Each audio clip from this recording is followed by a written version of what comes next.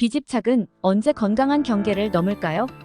사람들은 종종 너무 마음에 담지 마라, 자신을 드러내지 마라, 놓아라라고 말합니다.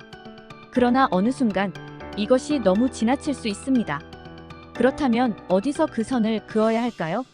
우리는 어떻게 알 수 있을까요? 구독, 좋아요, 댓글은 영상 제작에 큰 힘이 됩니다. 철학적 대화에 시간을 많이 보내면 스토아 철학을 추구하거나 불교 문헌을 탐구하는 사람들이 적지 않다는 사실을 알게 됩니다. 물론 두 철학은 문화적 배경이 다르고 수천 킬로미터 떨어진 곳에서 탄생했기에 많은 면에서 차이가 있습니다. 하지만 두 철학은 하나의 공통된 문제에 동의하는 경향이 있습니다. 바로 집착의 문제입니다. 종교는 많은 사람들에게 큰 위로가 됩니다. 칼 마르크스, 지그문트 프로이드, 프리드리히 니체 같은 철학자들은 종교가 방어기제의 특성을 가지고 있다고 주장했습니다. 종교는 우리의 고통을 진정시키고 우리를 지탱하는 지팡이와 같다는 것입니다. 1980년대의 불교 교사였던 존 웨루드는 때로는 이것이 해로울 수 있다는 점을 지적하며 영적 우회라는 표현을 만들었습니다. 웨루드에 따르면 영적 우회는 영적 사상과 실천을 이용해 개인적인, 감정적인 미해결 문제를 회피하고 불안정한 자아감을 보완하거나 기본적인 욕구, 감정, 발달 과업을 경시하는 것입니다. 즉, 종교적 신앙을 이용해 자신의 진짜 증상을 해결하는 대신 숨기려 하는 것입니다. 웨루드는 불교 신자이며 그의 주장은 종교 자체에 반대하는 것이 아닙니다. 웨루드는 종교가 치료법이나 대체물이 아니라는 것을 강조하고 있습니다. 그렇다고 해서 불교의 비집착 개념이나 욕망을 소멸시키는 것이 본질적으로 건강하지 않다는 뜻은 아닙니다.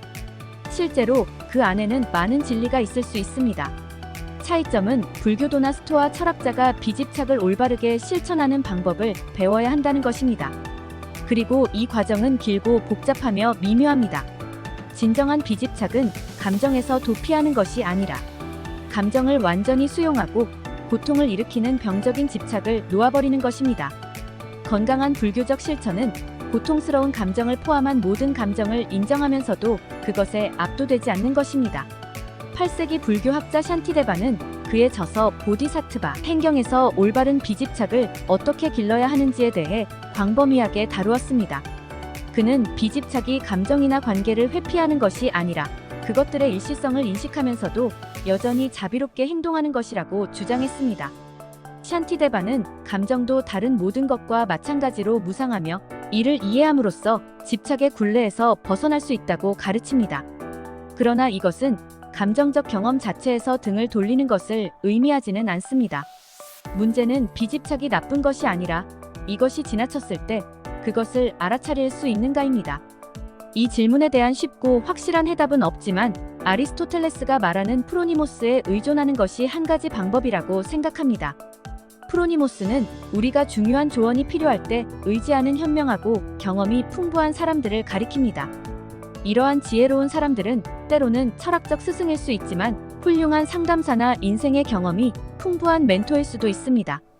비집착의 목표는 감정에서 벗어나는 것이 아니라 그것들과 건강한 관계를 맺는 것입니다. 완전히 억제하거나 회피하는 것이 아닌 감정을 제대로 느끼고 그 일시성을 받아들이는 것이 진정한 비집착입니다.